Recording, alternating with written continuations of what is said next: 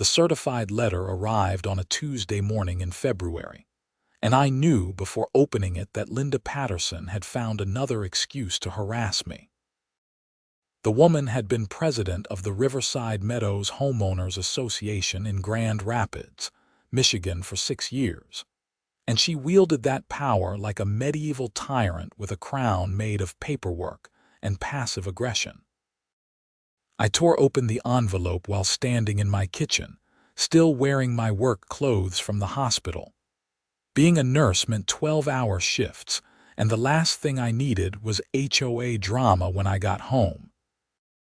The letter informed me that I had been fined $300 for failing to shovel the sidewalk adjacent to my property within 24 hours of the recent snowstorm. $300 for a sidewalk. My name is Frank Fischer, and I had bought this modest ranch-style home on Millbrook Lane 2 years ago. The neighborhood was nice enough, tree-lined streets and well-maintained houses, but the HOA was a nightmare.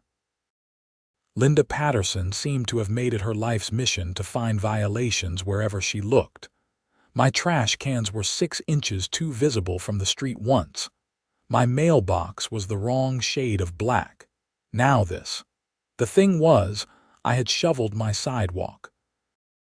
Every single inch of the concrete path that ran along my property line had been cleared within 12 hours of the snow stopping. I had done it at 5 in the morning before my shift at Spectrum Health Butterworth Hospital, my back aching as I worked in the pre-dawn darkness. I even remembered thinking about Linda and her ridiculous rules as I scraped ice off the edges. I grabbed my phone and called my neighbor, Tom Chen. He picked up on the 3rd ring. "Hey Frank, what's up? Did you get a fine from the HOA about your sidewalk?" I asked. "No, mine's clear." "Why?" "I got hit with a $300 fine, but I shoveled mine too. I don't understand what she's talking about." Tom was quiet for a moment. "There's that weird section near your driveway, remember? The part that juts out a bit. Maybe that's what she means." I walked to my front window and looked out at the street.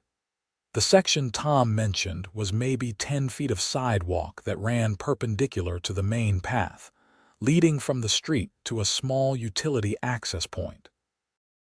It was technically on the corner where my property met the street, but I had never considered it my responsibility. It sat on a weird angle, and honestly, I had always assumed it belonged to the city or the HOA common areas. That thing, I've never seen anyone shovel that. The Johnsons didn't do it when they lived here. Yeah, but you know Linda. She's probably on one of her crusades. I hung up and pulled on my boots, grabbed my snow shovel from the garage and went outside. The afternoon sun had already melted most of the snow from that weird little sidewalk section anyway, leaving just a thin layer of slush. I cleared it off in about 3 minutes, but the damage was done. The fine had been issued. The next morning, I called the HOA office. Linda answered, her voice dripping with saccharine politeness. "Riverside Meadows, HOA, this is Linda speaking." "Linda, this is Frank Fischer on Millbrook Lane. I received a fine yesterday about my sidewalk, but I shoveled everything within the required time." "Mr. Fischer, our records show that a section of sidewalk adjacent to your property remained uncleared for more than 24 hours following the snowfall event of February 14th. I hated how she talked. Snowfall event. Like it was some kind of emergency disaster. I cleared my entire sidewalk at 5 in the morning on the 15th. The snow stopped at midnight.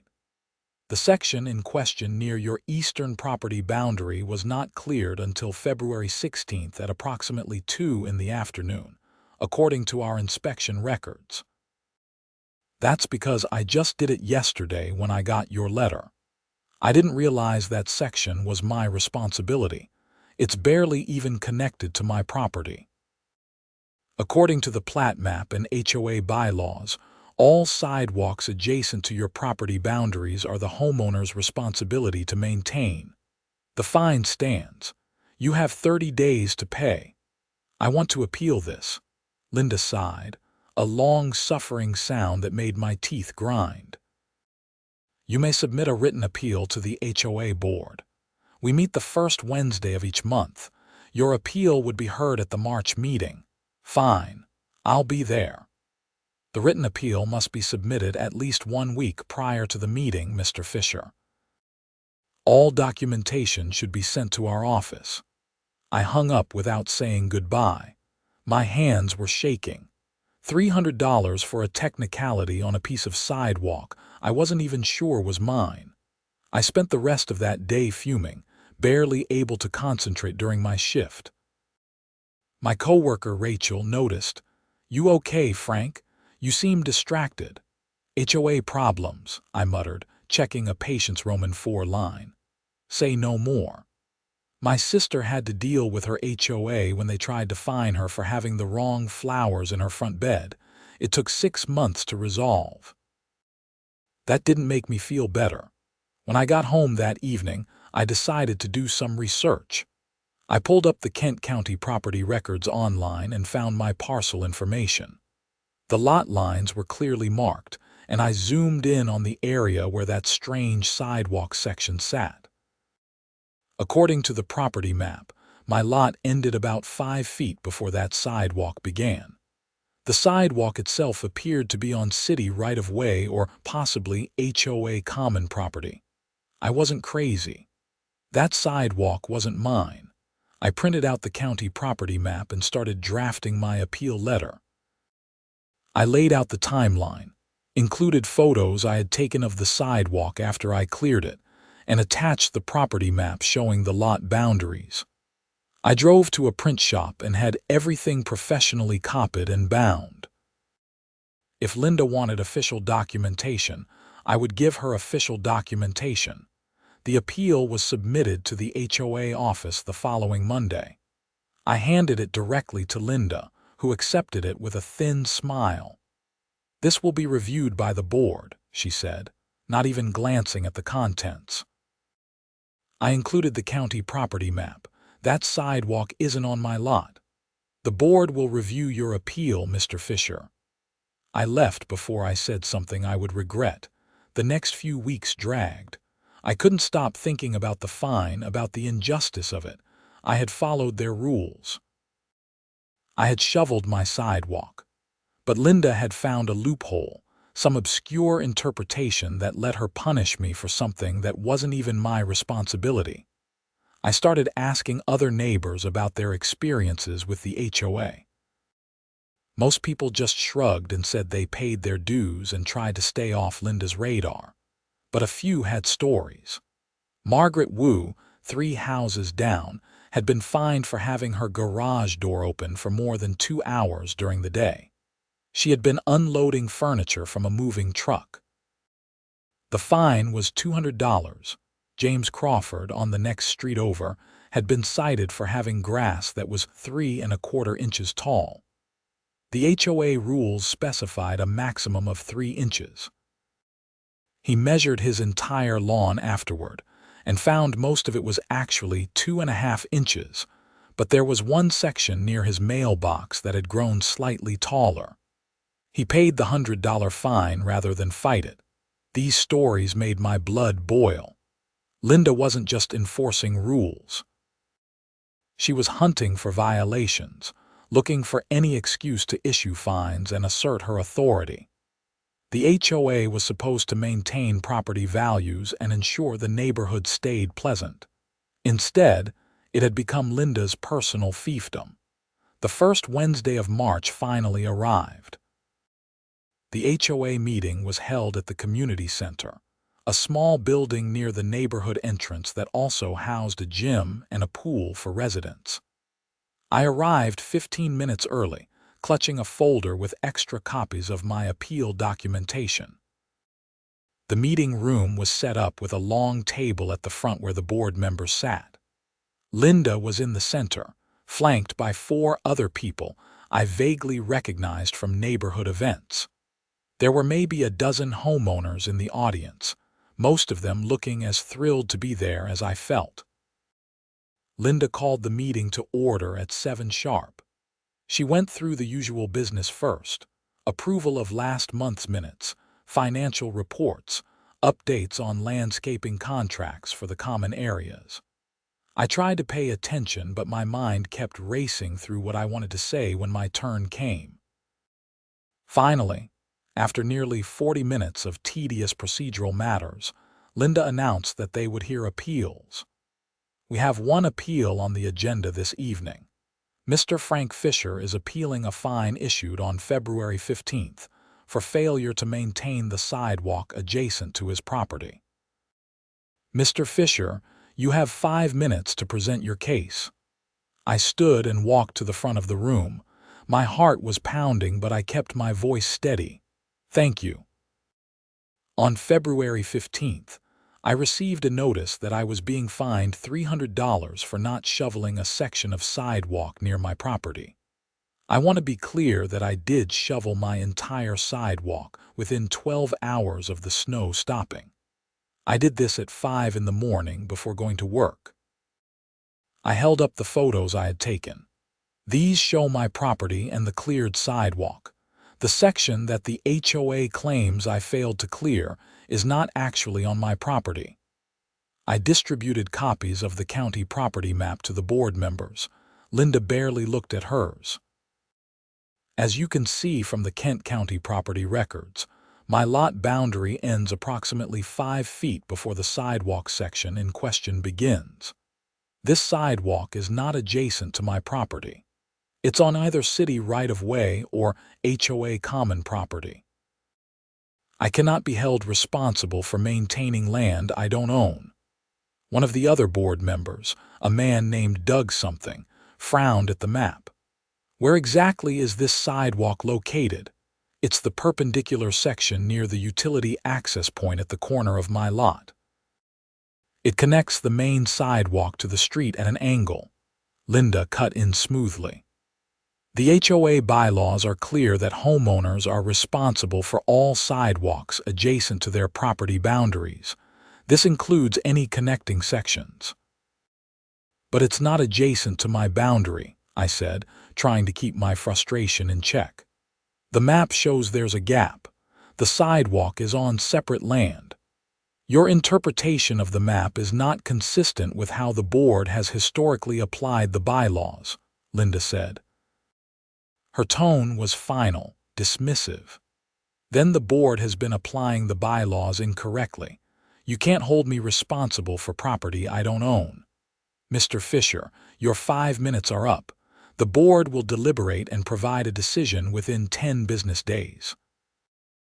I wanted to argue more, but I knew it was pointless. Linda had already made up her mind. I returned to my seat, fuming. The meeting continued with other mundane business. I barely heard any of it. When everything finally adjourned, I walked out into the cold March evening feeling defeated. The whole system was rigged. Linda controlled the board and the board controlled the decisions. I was halfway to my car when Doug, the board member who had asked about the sidewalk location, called out to me. Mr. Fischer, hold on a second. I turned. He jogged over, his breath forming clouds in the cold air. I wanted to say, I think you might be right about that property line. I'm going to look into it more carefully before we vote. Thank you, I said, surprised. I appreciate that. Linda can be pretty rigid about enforcement. I get that we need rules, but they have to make sense. If that sidewalk isn't yours, you shouldn't be fined. He hurried back to his car, and I felt a small flicker of hope. Maybe I had at least one person on my side. The 10 business days came and went. On the 14th day, I received another letter from the HOA. My appeal had been denied. The vote was 3-2. The fine stood, and I now had an additional $50 late fee for not paying within the original 30-day window. I called Doug that evening. He answered on the first ring. I'm sorry, Frank. I voted to overturn the fine, and so did Patricia. But Linda, Sandra, and Bill voted to uphold it. Did they even look at the property map? Linda argued that the bylaws don't specify exact measurements. just that sidewalks near your property are your responsibility. She said it's always been interpreted that way. That's insane. I can't be responsible for land I don't own. I agree. Look, I don't know if this helps, but you might want to check with the city. If that sidewalk is on city property, they might have records about who's supposed to maintain it. It was a good idea. The next morning, before my shift, I drove to the Grand Rapids City Hall. The Department of Public Works was on the second floor. A tired-looking clerk named Susan helped me. I need information about a sidewalk near my property. I want to know who's responsible for maintaining it. She pulled up a map on her computer. What's the address? I gave her my address and described the sidewalk section. She clicked through several screens, frowning. Okay, so that sidewalk is part of the original development plan for Riverside Meadows. According to our records, it was built by the developer and then ownership transferred to the homeowners association as part of the common areas. My heart started racing. So it's HOA property. That's what it says here. Common area maintenance is typically the responsibility of the HOA, not individual homeowners. Can I get a copy of that record? Sure thing. She printed out several pages showing the plat map for the entire Riverside Meadows development. The sidewalk in question was clearly marked in a color-coded section labeled as HOA common property. I could have kissed her. Thank you so much. No problem. Good luck with whatever you're dealing with. I drove to work feeling vindicated. The city had confirmed it. That sidewalk was HOA property. Linda had fined me for not maintaining her own property. I made copies of the city records and drafted a new letter to the HOA board. This time, I didn't mince words. I laid out the facts clearly. The county property map showed the sidewalk was not on my lot, and the city records showed it was HOA common property. The fine was not only unjust but based on factually incorrect information. I demanded the fine be rescinded and removed from my account. I also sent a copy of everything to Doug and Patricia, the two board members who had voted in my favor. I wanted them to have ammunition for the next board meeting. Linda's response came 3 days later. It was brief and infuriating. The board had reviewed my additional documentation and stood by its decision. The fine would remain unless paid in full within 7 days, at which point it would be sent to collections, and a lien would be placed on my property. I stared at that letter for a long time. A lien. They were going to put a lien on my house over a sidewalk that belonged to them. I called a lawyer that afternoon. Her name was Jennifer Hartman, and she specialized in property disputes and HOA law. Her office was in downtown Grand Rapids, in one of those modern buildings with lots of glass and steel. "Tell me everything," she said, once I was seated in her office. I laid out the whole story, showing her all my documentation. She reviewed everything carefully, making notes on a legal pad. "This is pretty clear-cut," she said finally. "The HOA is attempting to enforce a fine for property they own. You have documentation from both the county and the city confirming that the sidewalk is not your responsibility. So what do I do? First, I'll send a formal letter to the HOA on your behalf, outlining the legal issues with their fine and demanding it be rescinded. If they refuse, we can file a lawsuit for declaratory judgment. Essentially, we ask the court to declare that you're not responsible for that sidewalk." "How much is this going to cost me?" She gave me a sympathetic look. "My retainer is $1,500. If it goes to court, you're looking at potentially several thousand more. However, if we win, we can seek to recover attorney fees from the HOA." I thought about my savings account. I thought about the principle of the thing. I thought about Linda Patterson and her smug face when she denied my appeal. "Do it," I said. Jennifer drafted a letter that afternoon and sent it by certified mail to the HOA office. The letter was beautifully written, full of legal terminology that basically said the HOA needed to back off or face serious consequences. It cited specific Michigan property laws and included all my documentation. We waited. The letter required a response within 15 days. Linda didn't respond. Instead, on day 16, I received a notice that my account had been sent to collections for $350, the original fine plus late fees. I also received a notice of lien filing from Kent County. They had actually done it. They had put a lien on my house. I called Jennifer immediately. She was furious. They filed a lien after receiving my letter. That's incredibly aggressive. Okay, we're filing suit. I'm also going to request an emergency hearing to have the lien removed pending resolution of the case. The next few weeks were a blur of legal paperwork. Jennifer filed a complaint in Kent County Circuit Court, naming the Riverside Meadows HOA and Linda Patterson personally as defendants.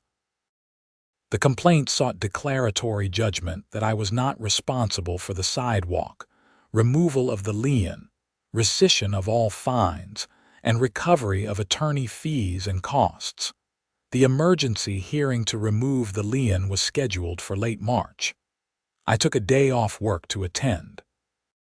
The courtroom was smaller than I expected, and less dramatic. Judge Michael Warren presided, a middle-aged man with silver hair and reading glasses perched on his nose. Jennifer argued our case, showing the judge all the documentation. The HOA was represented by a lawyer named Stephen Burke, who basically argued that the bylaws gave the HOA broad discretion to enforce maintenance rules. Judge Warren listened to both sides, reviewed the documents, and removed his glasses. Mr. Burke, I'm looking at a county property map that clearly shows the sidewalk in question is not on your client's property. I'm also looking at city records that indicate the sidewalk is HOA common property. How do you respond to that? Burke shifted uncomfortably. Your Honor, the HOA bylaws have historically been interpreted to include all sidewalks near homeowner properties. But this sidewalk isn't near his property. It's not on his property at all. In fact, according to these records, it's on your client's property, the HOA's property. The bylaws are somewhat ambiguous on this point, Your Honor. They may be ambiguous, but property ownership is not. I'm granting the motion to remove the lien pending final resolution of this case. The HOA is ordered to file a release of lien within 5 business days. I could have cheered. It wasn't a complete victory yet, but it was something. As we left the courtroom, Burke pulled Jennifer aside. I hung back but could hear bits of their conversation. My client may be willing to discuss settlement, Burke said. Your client should be willing to dismiss all fines and pay my client's attorney fees, Jennifer replied coolly. This entire matter is frivolous. I'll discuss it with them. Over the next week, Burke sent several settlement offers. First, the HOA would waive the fine if I agreed to maintain the sidewalk going forward. Jennifer rejected that immediately. Then they offered to waive the fine with no admission of wrongdoing. Jennifer rejected that too. Finally, they offered to waive the fine and pay $2,000 toward my attorney fees. What do you think? I asked Jennifer. It's not enough. Your fees are already over $3,000, and if we go to trial and win, we can likely recover all of it plus your costs.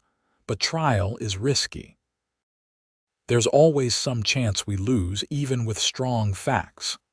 I want to go to trial, I said. This isn't just about money. Linda needs to be held accountable. Okay, then we prepare for trial. The trial date was set for early May. In the meantime, spring arrived in Grand Rapids. The snow melted completely, and the disputed sidewalk became just another piece of concrete. I made a point of never touching it. If the HOA wanted it shoveled or swept or maintained, they could do it themselves. I also started paying closer attention to Linda's activities.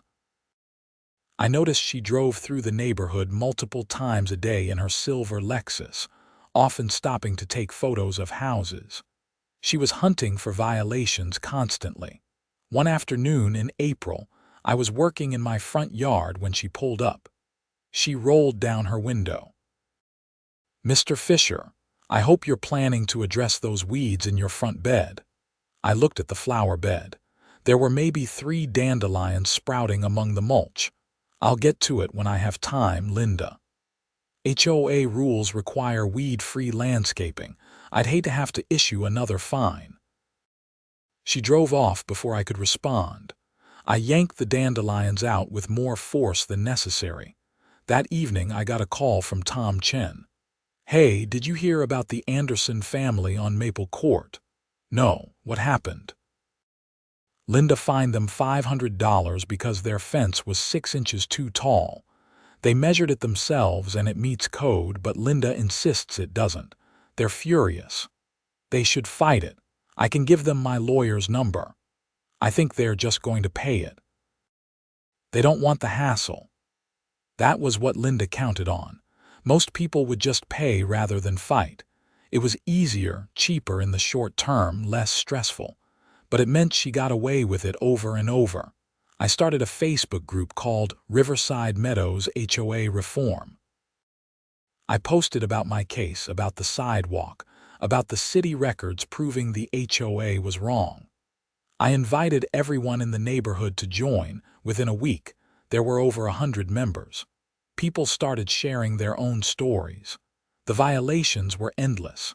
Christmas lights left up too long. Wrong color house numbers.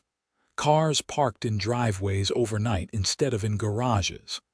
Garden gnomes that violated the tasteful decoration clause. Someone named Beth posted about how Linda had fined her for having a vegetable garden in her backyard. Apparently, vegetables were not on the approved plant list. Only ornamental plants were allowed, even in private backyards. The Facebook group became a place for people to vent, but it also became an organizing tool. We realized that if enough homeowners banded together, we could force changes to the HOA board. Elections were coming up in August, and 3 of the 5 board positions would be on the ballot. I reached out to Doug, the board member who had voted in my favor. "Are you planning to run for re-election?" I asked. I was thinking about it, but honestly, serving on this board with Linda is exhausting. She dominates every decision. What if we ran a slate of candidates committed to reform? New people who would actually listen to homeowners. Doug was quiet for a moment. "That could work. Linda's been president for 6 years, but that doesn't mean she's untouchable. If you got 3 reform candidates elected, you'd have a majority." We started recruiting. I reached out to people in the Facebook group who seemed particularly engaged. Tom Chen agreed to run. So did Beth, the woman with the vegetable garden. We found a 3rd candidate, a retired accountant named Richard Kowalski who had lived in the neighborhood for 15 years and was fed up with the constant fine threats. But that was all in the future. First, I had to get through my trial. Jennifer and I prepared extensively. She took depositions from Linda and the other board members. Linda's deposition was infuriating to read. She maintained that the HOA had always interpreted the bylaws to include that sidewalk as my responsibility. When pressed on the city records showing it was common property, she claimed those records were outdated or incorrect. We also deposed the HOA's property manager, a man named Carl Jennings who handled maintenance for the common areas. His testimony was revealing. He confirmed that the sidewalk in question was on the list of HOA common areas that his company was contracted to maintain. In fact, they had been maintaining it for years, salting it in winter and repairing cracks. It was only recently, within the past year, that Linda had started telling them not to maintain that specific section. Did Mrs. Patterson explain why? Jennifer asked in the deposition. She said it was adjacent to a homeowner's property and therefore the homeowner's responsibility, Carl said. But your company had been maintaining it prior to that. Yes, for at least 5 years before that. This was gold. It showed that the HOA itself had recognized the sidewalk as their responsibility until Linda arbitrarily decided otherwise. The trial began on May 8th. It was a bench trial, meaning Judge Warren would decide the case without a jury. Jennifer explained that this was better for us because our case relied heavily on documentary evidence and legal interpretation. The courtroom was mostly empty except for us, the HOA's legal team, and a few curious neighbors who had taken the day off to watch. Linda sat behind Burke, wearing a navy blue suit and a pinched expression. Jennifer made our opening statement, laying out the facts clearly and methodically. Burke's opening argued that HOA bylaws should be interpreted broadly to give the board flexibility in maintaining neighborhood standards. Then came the witnesses. Jennifer called me first.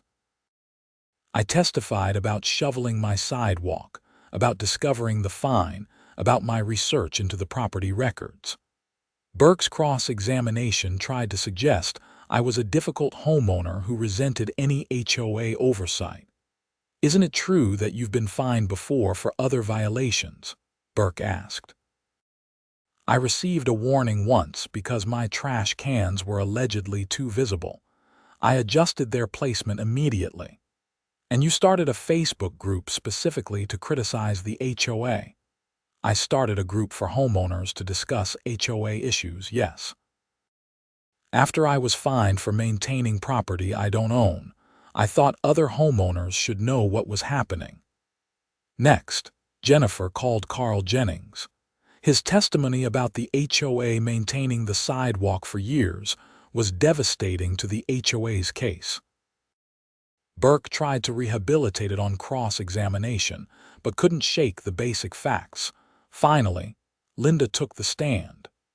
Burke walked her through her version of events, painting her as a dedicated volunteer trying to maintain neighborhood standards.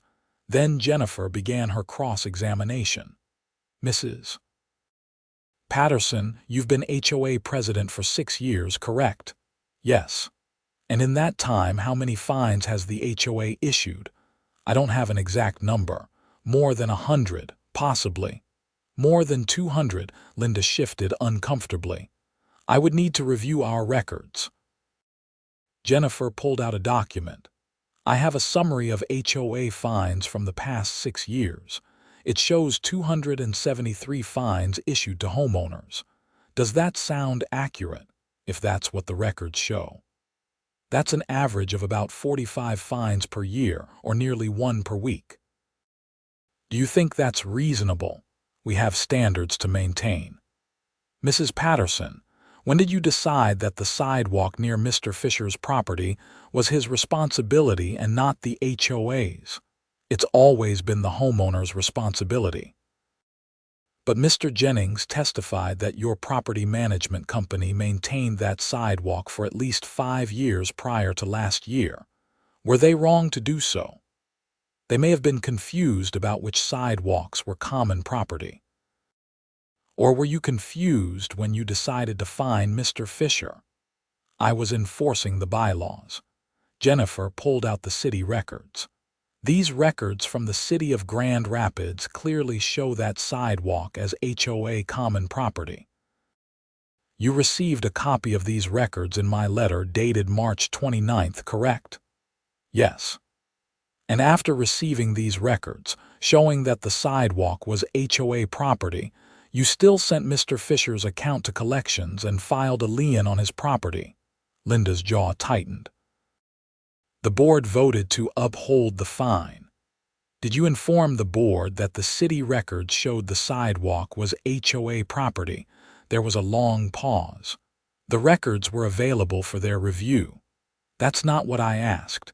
Did you specifically inform them? I may have summarized the situation. Mrs. Patterson, yes or no? Did you tell the board that the city records showed the sidewalk was HOA property? The city records were in dispute. No further questions, Your Honor. The trial continued for 2 more days, with expert testimony about property boundaries and HOA law. Burke tried to argue that the bylaws were ambiguous and should be interpreted in the HOA's favor. Jennifer countered that property ownership was not ambiguous, and the HOA had overstepped its authority. Finally, on May 10th, both sides rested.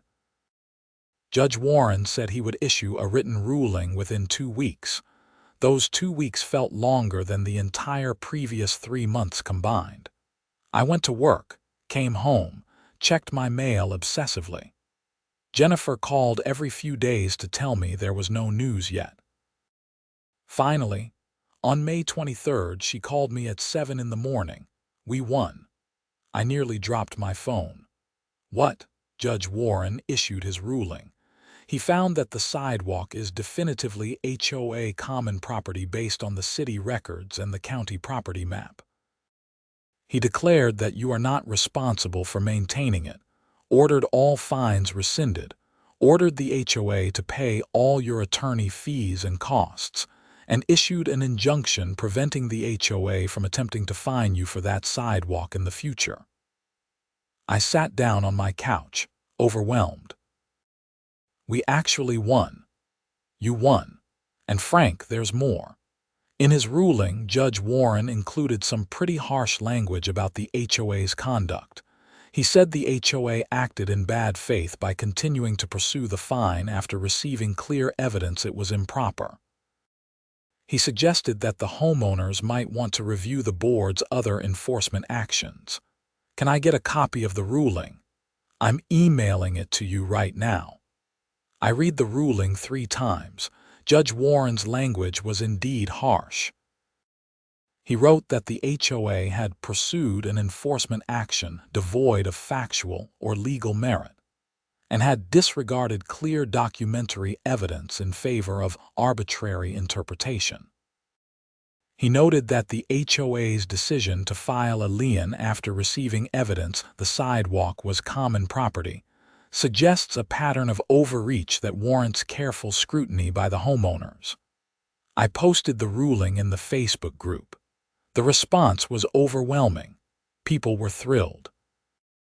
Several members said they were now going to fight their own fines. The momentum for reform candidates in the August election became unstoppable, but we weren't done yet.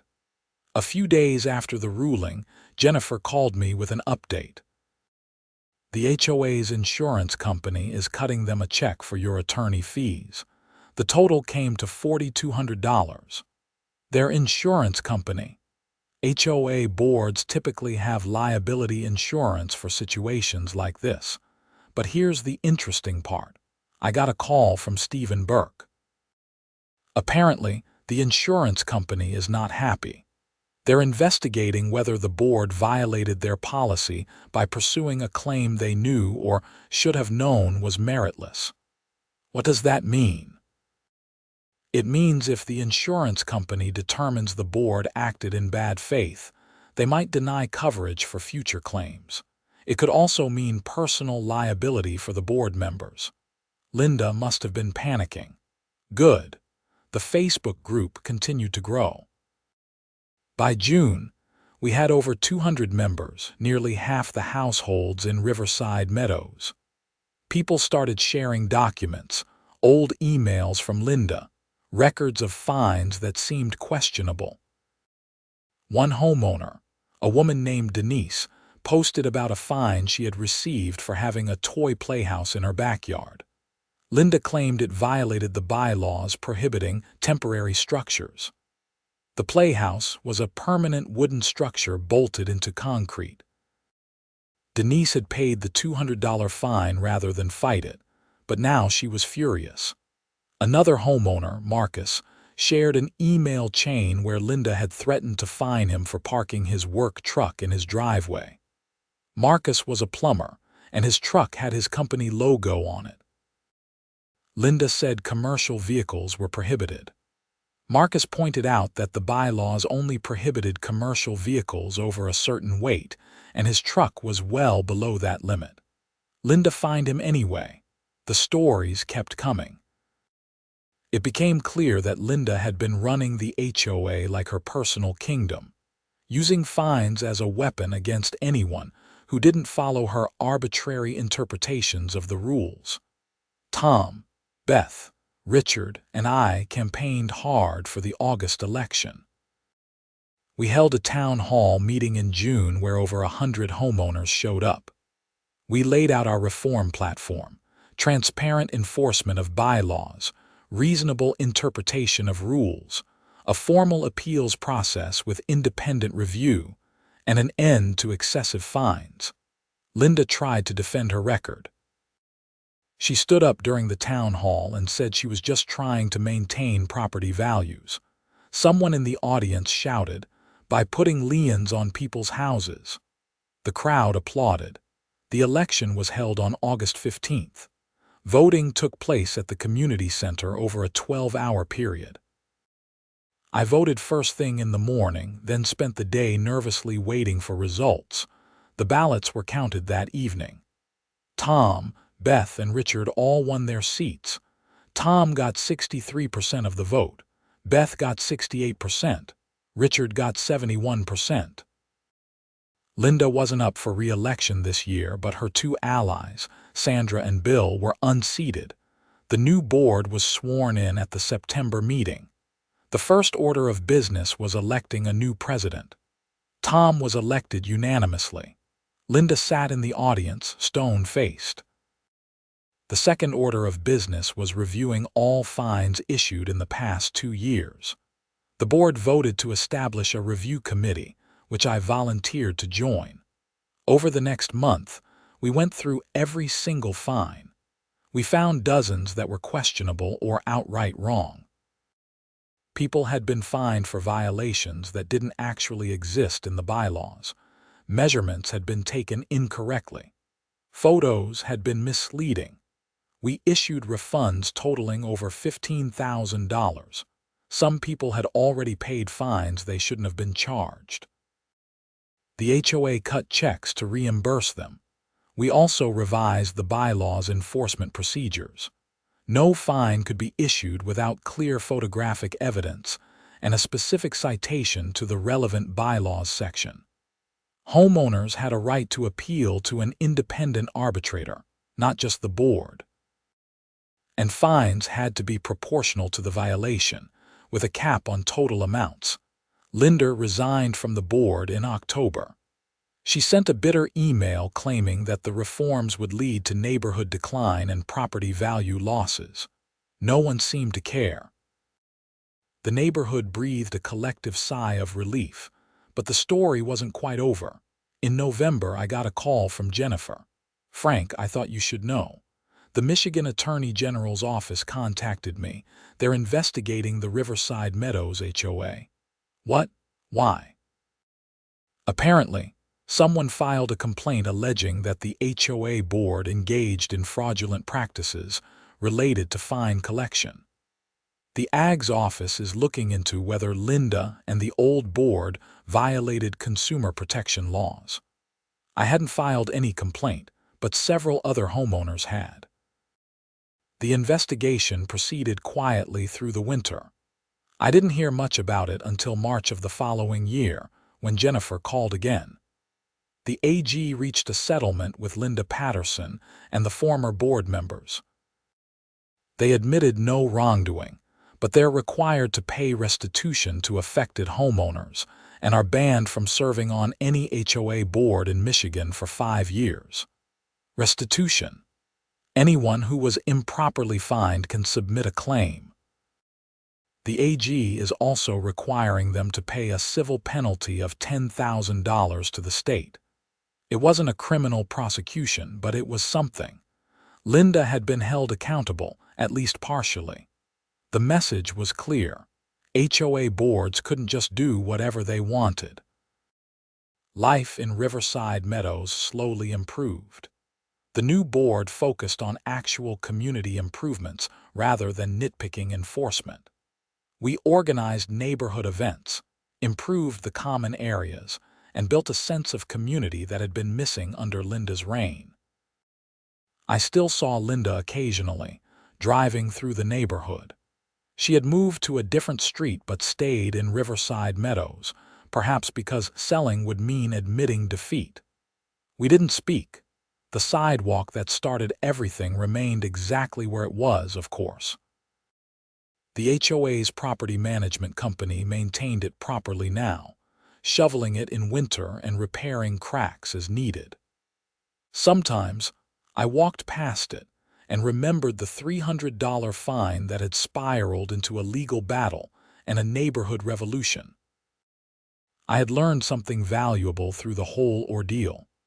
When someone in authority acts unjustly, you have two choices: accept it or fight back. Fighting back is harder. It's expensive and stressful and time-consuming. But it's worth it, not just for yourself but for everyone who comes after you. The legal fees had totaled over $5,000, even after the HOA reimbursed most of it. I was out of pocket about $1,000 when everything was said and done. But that $1,000 had helped reform an entire HOA, had gotten refunds for dozens of homeowners, and had removed a petty tyrant from power. I framed Judge Warren's ruling and hung it in my home office. It was a reminder that the system, when pushed, could actually work. It didn't always work quickly or easily, but persistence and documentation and good legal help could overcome even the most stubborn opposition. Tom called me one evening in late spring, almost exactly 2 years after the original fine letter had arrived. "Hey, we're planning the neighborhood summer picnic. You should speak at it, tell people about what happened." I don't know if people want to hear about HOA drama at a picnic. Are you kidding? You're a legend around here, the guy who took down Linda Patterson. I laughed. I just wanted to not pay an unfair fine. Yeah, but you didn't give up. A lot of people would have just paid it. You fought and you won, and it changed everything here. The summer picnic was in June, held at the community center.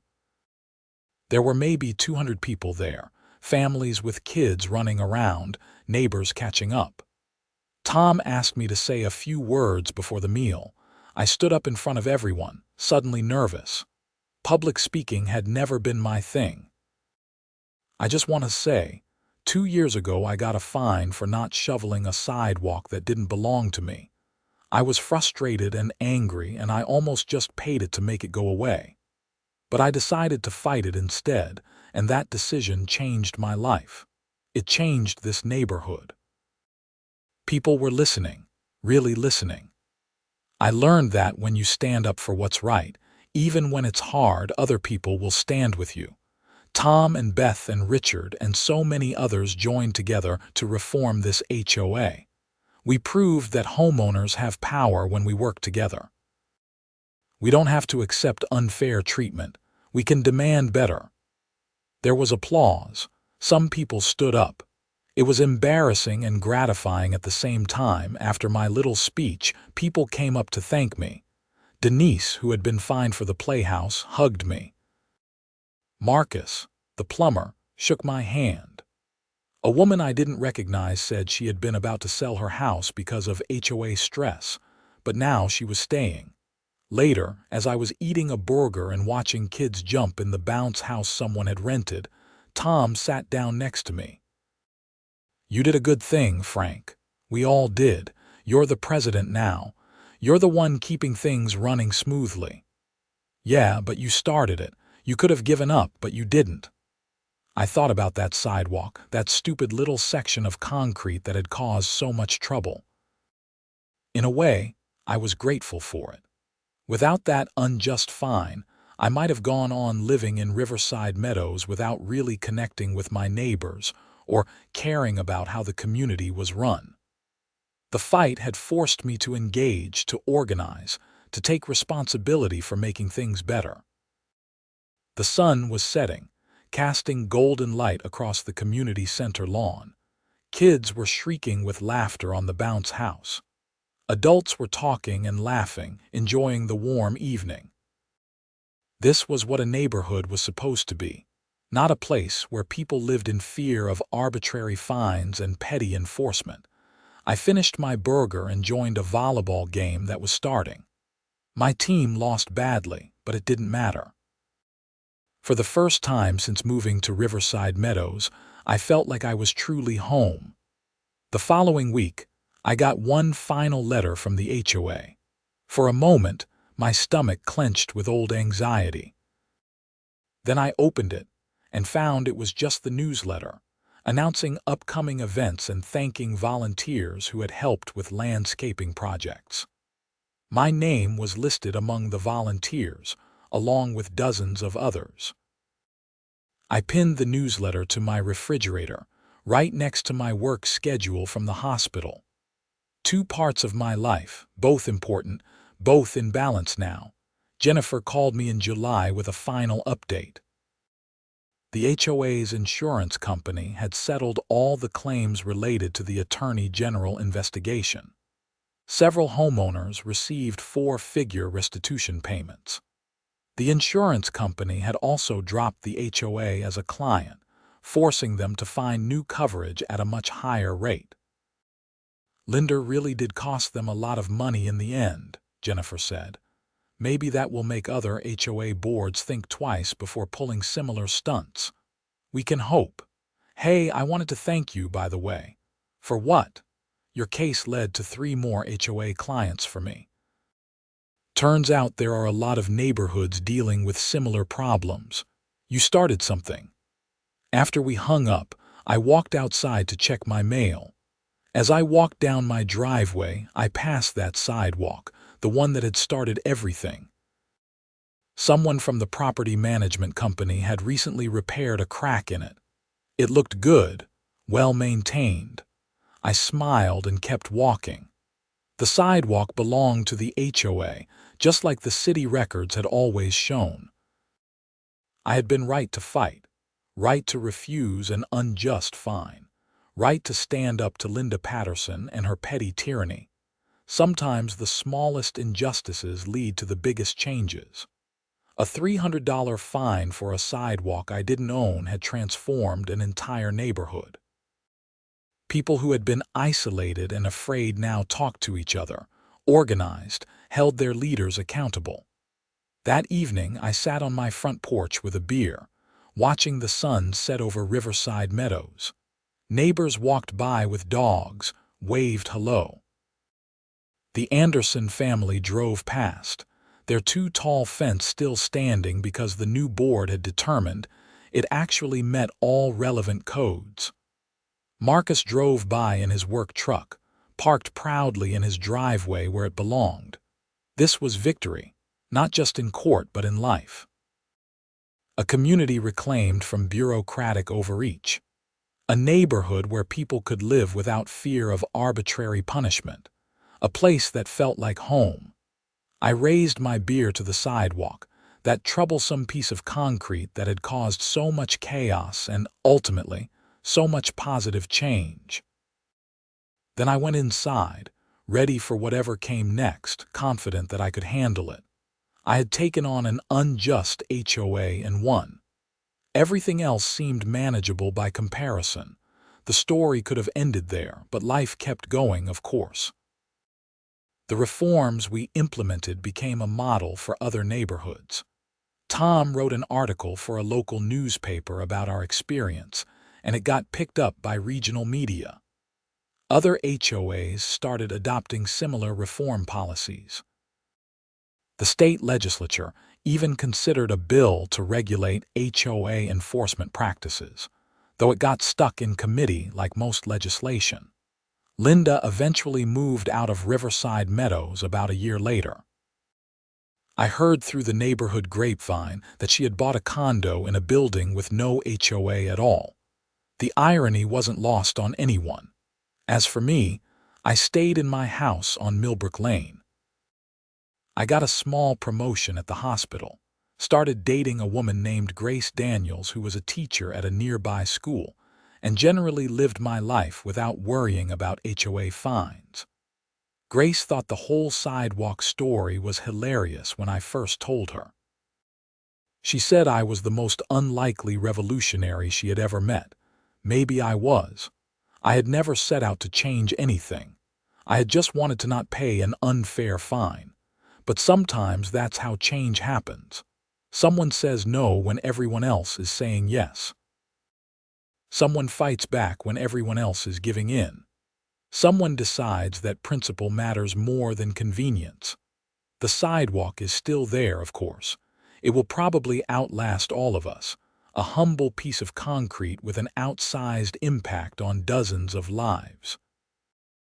Every time I walk past it, I remember that day when the certified letter arrived, when I stood in my kitchen and decided to fight rather than just pay.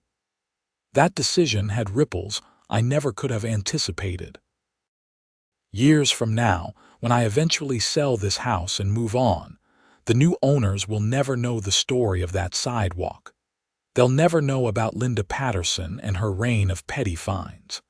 They'll never know about the court case and the neighborhood reform and the summer picnic speeches. But they'll benefit from it anyway. They'll live in a neighborhood with fair HOA rules and reasonable enforcement. They'll have neighbors who are engaged and connected. They'll have a community that works, and maybe that's the real victory. Not the court ruling or the restitution or the reforms themselves, but the lasting impact. The knowledge that standing up for what's right can create positive change that extends far beyond your own situation. I learned that a homeowner association is supposed to serve homeowners, not rule them. I learned that bylaws are tools for maintaining community standards, not weapons for enforcing personal preferences. I learned that democracy works, even at the neighborhood level when people engage with it. Most importantly, I learned that documentation matters. Keep your records. Take your photos. Save your emails. When someone in authority makes a claim against you, verify it. Check the property maps. Read the city records. Don't just accept what you're told. If I hadn't taken the time to research that Sidewalk, to pull the county records and visit City Hall, I probably would have paid the fine. Linda was counting on that. She was counting on people being too busy or too intimidated to fight back. And for years, that strategy had worked. But not anymore. Not in Riverside Meadows. We had learned our lesson and we had taught it to others. HOA boards across Grand Rapids and beyond were being held to higher standards because of what had happened in our neighborhood. Sometimes I wondered if Linda understood what she had unleashed when she decided to fine me for that Sidewalk. Did she realize that her overreach would lead to her downfall? Did she see the irony in the fact that the Sidewalk she claimed was my responsibility actually belonged to the HOA she ran? Probably not. People like Linda rarely see their own flaws. They're too convinced of their own righteousness, too sure that they're the only ones maintaining standards in a world sliding into chaos. But the rest of us see clearly. We see that rules without reason become tyranny. We see that authority without accountability becomes oppression. We see that power, even the small power of an HOA presidency, corrupts when left unchecked. The sun finished setting over Riverside Meadows. The streetlights came on automatically, illuminating the sidewalks that homeowners maintained and the sidewalks that the HOA maintained.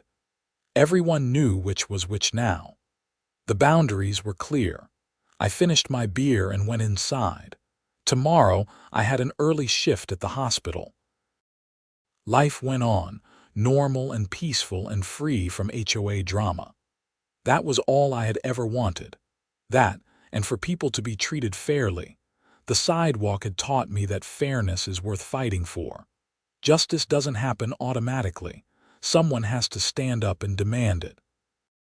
Someone has to do the research, hire the lawyer, attend the meetings, organize the neighbors, run for the board. I had been that someone, almost by accident. A nurse from Grand Rapids who just wanted to shovel his own sidewalk and be left alone. Instead, I had become the guy who reformed the HOA, who stood up to Linda Patterson, who proved that individual homeowners weren't powerless. It was a story I would tell for the rest of my life. The time I got fined for not shoveling a sidewalk that didn't belong to me. The time I fought City Hall, or at least fought the HOA, which felt pretty similar. The time I learned that winning isn't about being the strongest or the richest, but about being right and being persistent. Grace arrived around 8, and we ordered pizza and watched a movie. She had heard the sidewalk story multiple times by now, but never seemed to tire of it. She said it revealed something essential about my character. Most people would have just paid the $300, she said during a commercial break. I know, I almost did. But you didn't. You couldn't let it go because it wasn't right. That's who you are. Maybe she was right. Or maybe anyone would have done the same thing in my position. I like to think that most people, when faced with clear injustice, would fight back, but experience had taught me otherwise. Most people chose convenience over principle, at least when the stakes seemed small. $300 was small stakes. It wouldn't have ruined me to pay it. But it would have ruined something else, some part of my integrity, to accept a fine I didn't deserve. And once I understood that the sidewalk actually belonged to the HOA, paying the fine would have meant letting Linda get away with something worse than a simple mistake. It would have meant accepting her deliberate overreach. That was something I couldn't do. Not as a matter of pride, but as a matter of principle. The movie ended and Grace went home. I cleaned up the pizza boxes and got ready for bed. As I brushed my teeth, I caught my reflection in the mirror. I looked the same as I had 2 years ago when this all started. Maybe a little more gray hair, a few more lines around my eyes, but essentially the same person, except I wasn't the same person. I had learned things about myself I hadn't known before, that I could stand up to authority, that I could organize people, that I could fight and win against opponents who seemed more powerful than me. Those lessons were worth more than the $1,000 I had ultimately spent out of pocket. They were worth more than the time and stress and anxiety of the whole ordeal. They had changed me in ways I was still discovering. I went to bed and slept well, the sleep of someone with a clear conscience. Outside, the neighborhood was quiet. The sidewalks were empty, waiting for tomorrow's foot traffic. Including that one section, the one that belonged to the HOA, properly maintained now by people who were paid to do it.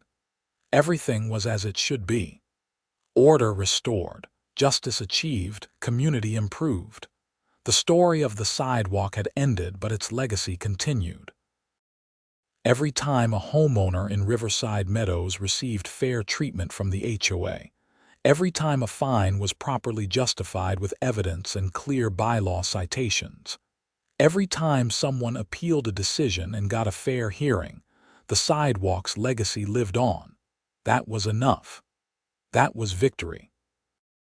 And as I drifted off to sleep, I thought about all the other neighborhoods out there, all the other HOAs with their own Linda Pattersons, all the other homeowners facing unfair fines and arbitrary enforcement. Maybe some of them would hear about what happened in Riverside Meadows. Maybe some of them would be inspired to fight back, to check the property records, to organize their neighbors, to demand accountability. Maybe one small victory in one small neighborhood could ripple outward, creating change in places I would never see. That was a pleasant thought to fall asleep to. That was hope for a fairer world, one sidewalk at a time.